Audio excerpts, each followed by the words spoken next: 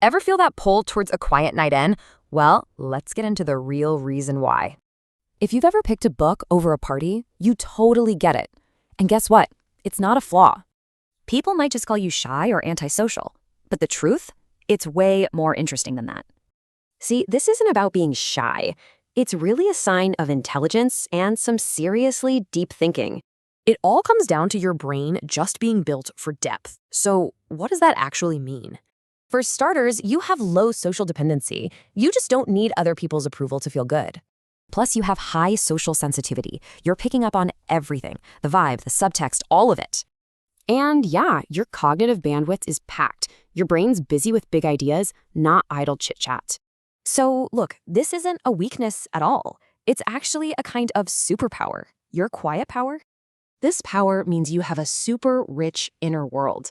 To others, you might even seem a bit mysterious, right? It's in that quiet where you can actually hear things. Solitude isn't empty, it's insightful. So go ahead and embrace that need for alone time. It's not something that's broken, it's brilliant. Which leaves us with this. What could you discover by leaning into your own quiet power?